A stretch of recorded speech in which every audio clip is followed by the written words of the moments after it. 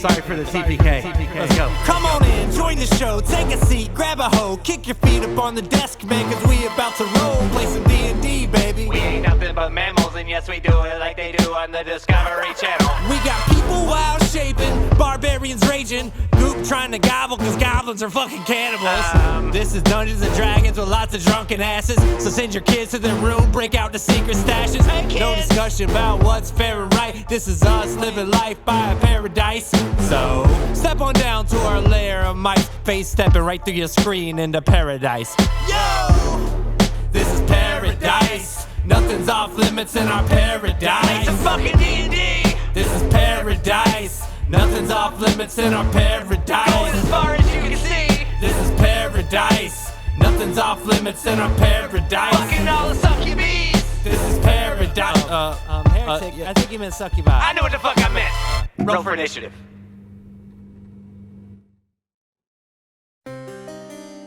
Last time on Pairodice. When we last left our heroes, there was a price to be paid. A fallen companion has the opportunity to be brought back by the god Livia Tart in exchange for pain and undying devotion. All of the party members made their deals, but Adavei was given an extra special deal, a wish that could be used to do anything. Would Adavei make the choice to bring back a fallen friend? Or is there something more valuable Adavei has in mind? Find out this time on Pairodice. So you guys are in the cathedral when you hear just like half a dozen gunshots go off. Oh. And the door opens and you can hear Angel saying, "I need answers." And she's just sitting there on her knees. Ange? It looks like her tail is completely cut off. Oh. Angel's looking around confused. Like you hear her, like she pauses for a moment and she says, Who? And she looks up and she realizes that you guys are there. And she's holding her head. She gets up and she's like, her legs are shaking and she's swaying with each step she takes. Oh. After the gunshots and Angel leaving and seeing her tail cut off and lying on the ground, you all kind of lock eyes for a second. So how's it going? You're looking a little rough there. Are you okay? Angel doesn't seem to catch that. Oh no.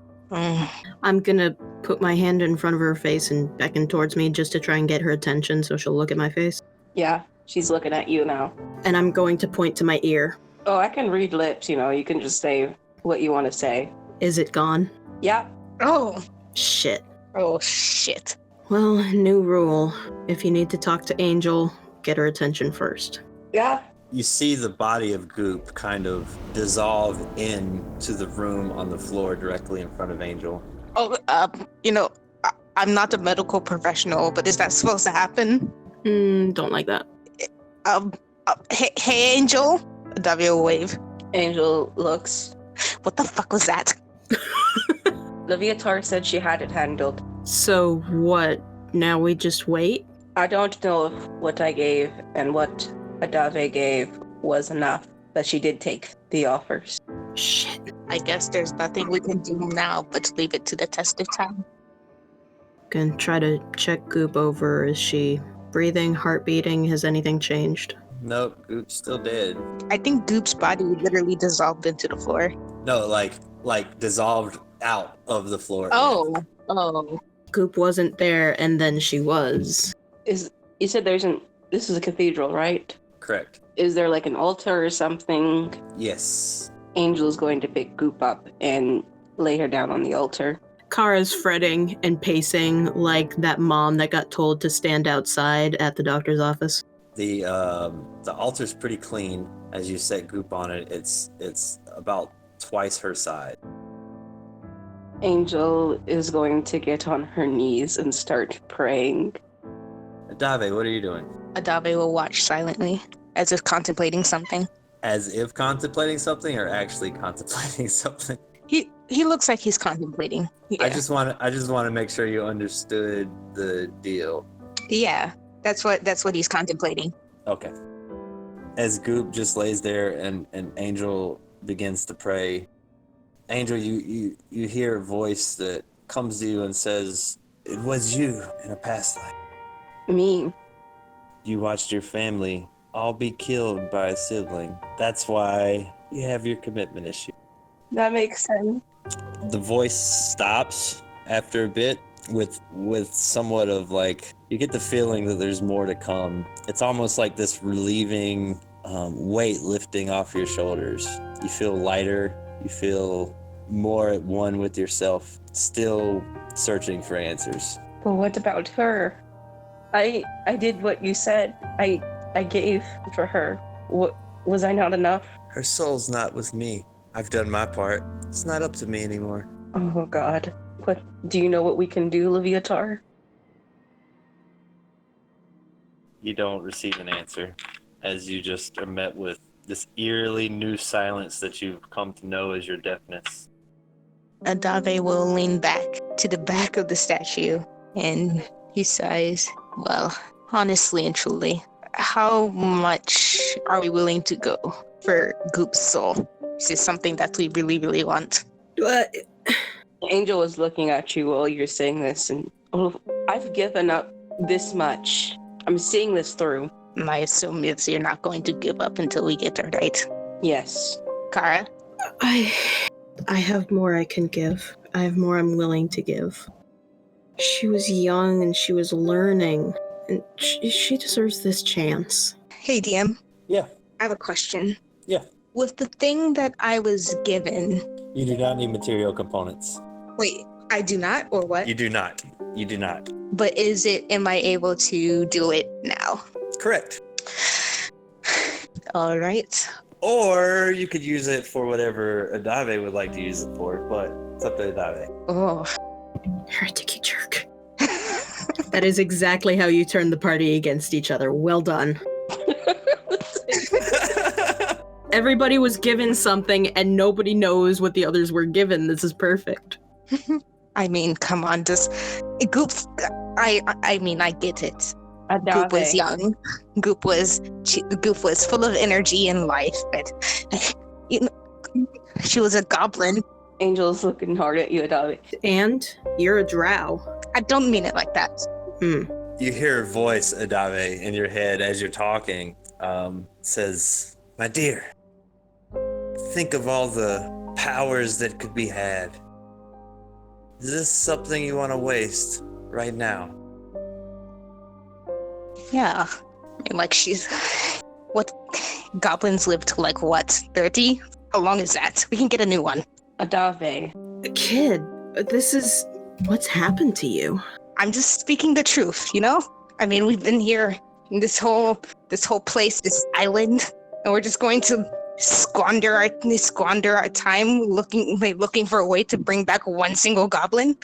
Nothing happened to him, Kara. He's just showing more of himself. No, don't do this to me. Adavei, you gave up something to Livia Tart, and you said it was to help Goop. She told me. Are you gonna go back on us now? So that's what she told you, right? Well, isn't that funny? Kid, look at me. Adavei. It's okay to hurt, but this is... You're putting a price on a life, and you're saying that price is too much. For all the other stuff that you could get? Yeah. Adavei, Goop led the charge into this dungeon. And look where it got her.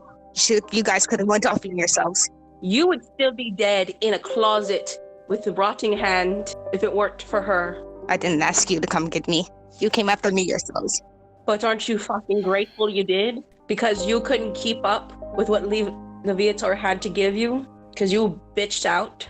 Kid, how long have you wanted to die? Look, I'm not trying to get into all this now. This doesn't mean anything like that. I'm just saying why.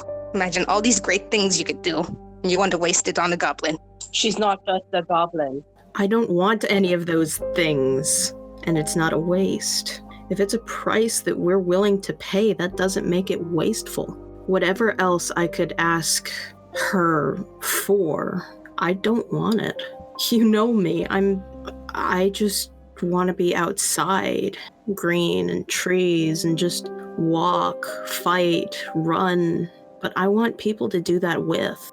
That's what's worth it for me. I would say I'm surprised, but I'm honestly not.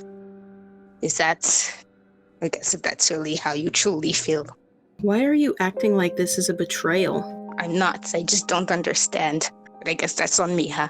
But you could learn to understand. We'd be happy to help.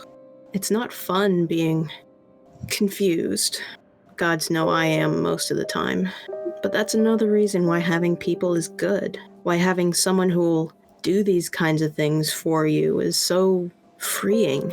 Because when you're not alone anymore, the confusion doesn't hurt as bad. Being alone was probably the best thing that's ever happened to me this far. And then I met with you. I met up with you and all of this happens. You say that it brings goodness. We were started down this road individually. So am I just supposed to accept? You're supposed to fight back with us. We'll muddle through for now, but kid, we really need to sit down and have a talk, okay? And not a bad talk, just I care about you, and I want to make sure you understand what that means for me. I'm not going to force you to do anything, and if you really feel this strongly, that's your right, but I have my wants and opinions as well. And even if you don't agree, I ask that you at least respect that. Adavei will look at her and give her a long, hard stare. In doing so, he notices that she has tear tracks down her face. They're not immediately apparent, but they're definitely there. And then he'll look over at Angel. Angel is still, like, there's blood all over her, on her hands, out of her ears. And she doesn't look angry at him. She's just looking sad. And his brows will furrow, and he'll sigh. I guess then I wish we had a meeting with the Raven Queen. Whatever that will get. Don't know how this works, but that's what I want. I talk to the source directly. Shit, I'm actually crying. Fuck. I'm like shaking. There's only 3 of you, so I guess I could start with Adavei's contribution. How would you like to deal with this and contribute in any way? Any skill set that you think would work in trying to convince the Raven Queen to let Goop out of her grasp? Well, Adavei will go ahead and use religion to try and offer a prayer or something that might be useful. Roll it and then tell me what it is that you say in this prayer. All right, Raven Queen, Mistress of Death, I offer you whatever I can to bring back this obviously loved and trusted friend, and my divine oath to you, my honor as a cleric, my devotion in this holy light. Pray that you at least hear my cries to bring back this wayward soul. Also, I got a 20. Kara. Shit, I was hoping it was Angel next. Angel. Angel will plead. Raven Queen, I'm sure you'd be hesitant to give Goop back to us. She is such a lovely soul. She can make anyone love her. The pure one she is. Not like me, not like the rest of this world. But she was so young.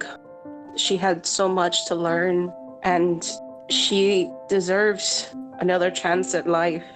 If I could give more of myself for her, I would.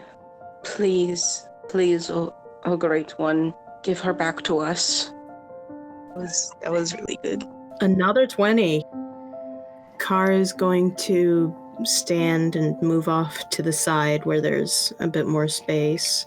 And she's going to start this dance, almost martial looking at times. She's using her greatsword, and it's passing sometimes within an inch of her own face, but just trying to put all of the energy that she was feeling into some kind of movement, because movement is what she knows best. Movement is what she knows Goop for. Always moving, always this way and that way, and just wanting everything and trying to put that into one pleasing package. You guys see the most awe-inspiring dance that you've ever seen.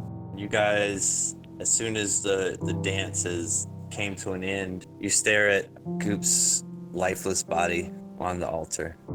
Goop, you're currently amidst all the wreckage, and a guard runs up to you, the same one that brought you in. He says, Goop, we owe you big time. We would very much like you to stay and captain this place. But it seems your friends are wanting you back. What should I tell our queen?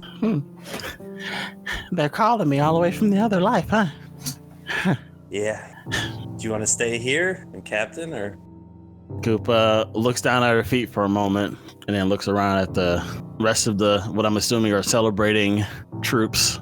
Oh, they're so, the what's left, there's not many left. It's just, it's pure carnage. Just bodies everywhere.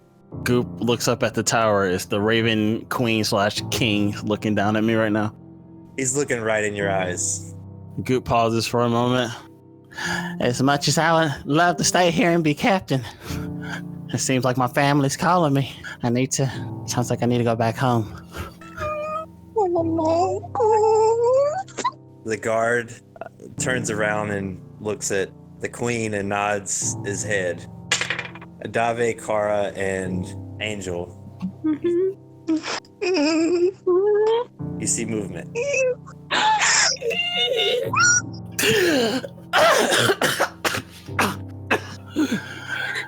Goop? Hi. Goop tears up and jumps in Kara's arms. Hi, sweetheart. Hi.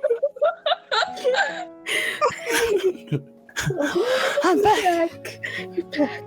You're back. Guys, she's back. Yeah. Yes. Yay. Angel is going to go over to Adavei and pull her into an embrace. Why is... She's going to whisper into your ear. Thank you. Goop pulls her face from Kara's chest and notices the missing hand of Adavei, missing tail of Angel, and looks over at Kara to make sure she's all right, and then just says, Seems like you guys been through a lot. Was all this for me? It's been a day. Yeah, you have no idea what I saw in the afterlife. Well, you're gonna have to tell me. They made me a general. You were a general? I commanded a whole army. Goop gets off your chest and hops on the altar and stands on it like it's a stage and walks back and forth. They made me a whole general. So I was just out there in a big old war. And next thing I knew, there were demons coming from everywhere. And then some dragon came out of nowhere that was dating somebody that they called Daedalus. They didn't really describe him that well. And then that dragon showed up and saved us. And then all of a sudden that guy that we released was there. He was there commanding that demon army, fighting against the Raven Queen person. And like apparently he has some sort of big old dragon thing called Tiamat on his side. But the Raven Queen shot him with some big old blast. And we lost a lot of troops, but we won the war and they wanted me to stay. But I didn't want to leave my family. So I came back. She just looks around at you guys. Seems like we're a few people short. Don't worry. Shit, where's Gustaf? You don't see Gustaf. Oh, shit. Oh, fuck, we left Gustaf. Hell. Guy was real torn up when we lost you. And when we went to bed, we woke up and he wasn't there anymore. So I'm hoping we'll reconnect with him later. I'm sure he'll be happy to see you. Yeah, I certainly hope so. Sounds like you had one hell of an adventure, kid. Yeah, I was kind of told that the afterlife was supposed to be relaxation and sunshines and rainbows. but apparently the afterlife is a war. It's a goddamn war. I don't think eternal relaxation is something you'd be very interested in. You're right. I'm more interested in being alive, I guess. And amongst all this cheerfulness and discussion, you see a man dressed in the finest priestly robes you've ever seen. They're black and purple with a whip emblem on the front. He comes running in with a small goblin right beside him. Yes. Can you describe your character real quick? Yes, I am a very short little goblin with a bunch of earrings, basic little leather armor, nothing much, not too fancy, nothing to catch the eye, but just a bunch of earrings in my ears. And this priest, he's another tiefling. You seem to have your fill of tieflings these past couple of days. He says, oh my god, you guys look beaten up. You just made it through Ethereum. Come with me. We need to heal up. We need to rest. We need to take care of you. Come on. Thank you. Come here, Goop. Go pick her up. Goop allows this. General Goop.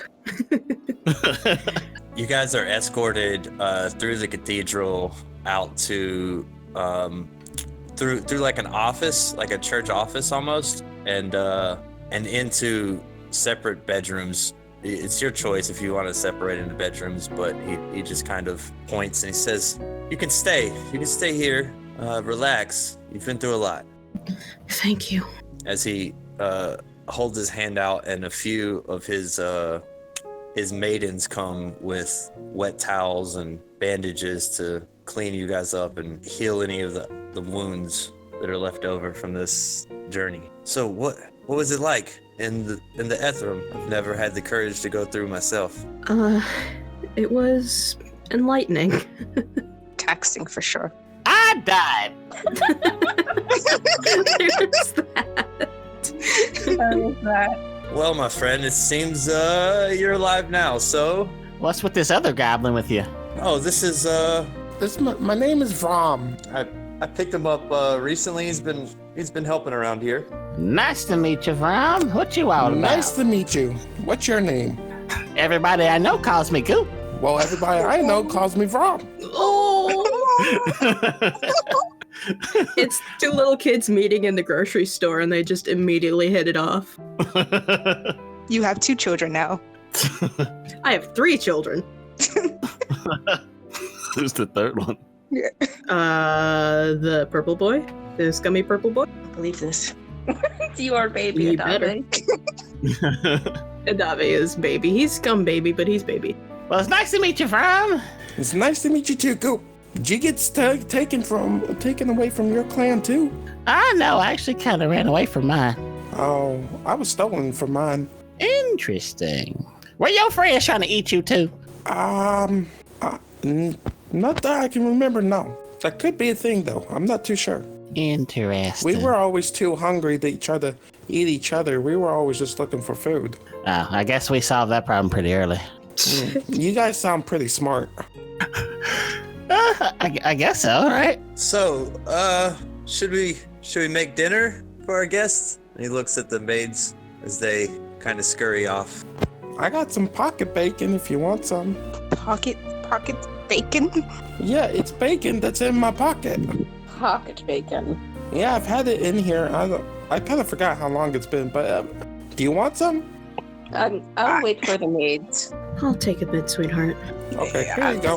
Thank you. I'll have some too. Here you go, Goop. Goop eats the pocket bacon, the mysteriously aged pocket bacon. Aged jerky's a thing. Like, it's not unheard of.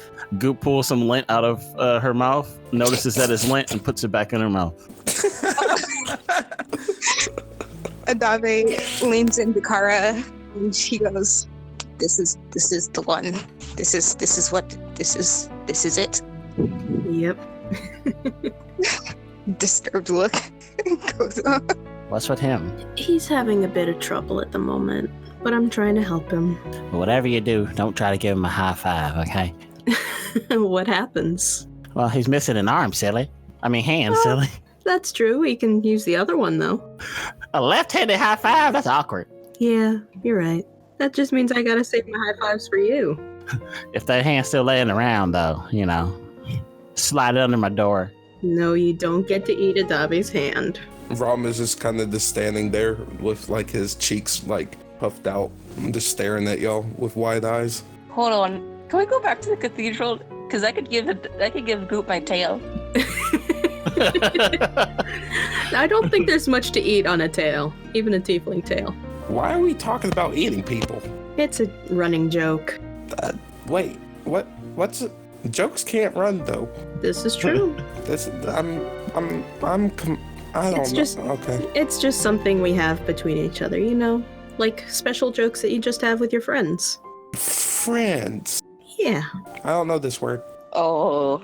Well, friends are people that you like to be around and people who like to be around you, and you have fun together. Oh, you mean people that are in charge of you? Okay. No. That's a boss. Bosses can be your friend, but they're not the only friend. Mm-hmm. Sounds like you had some bad experiences. Bosses are not nice. They just tell you what to do. Yep. Mm-hmm. Well, maybe we can show you what friends are like. I'd like to be your friend. You hear a knock at the door, quite a bit away, because you're pretty far from the front door. The priest. Angel doesn't respond. The priest says, "Will you excuse me for a moment?" as he heads away. Bye, buddy. Later, Rom. I'll be right back. Don't you worry. Okie dokie. After a moment, the priest comes back with a piece of paper in his hand. He looks confused. He says, "Kara? Yeah, that's me. This is for you." And he hands you a letter. Oh, thank you. I'm gonna open it. As you open the letter. With friends reunited, we end this chapter of Pairodice.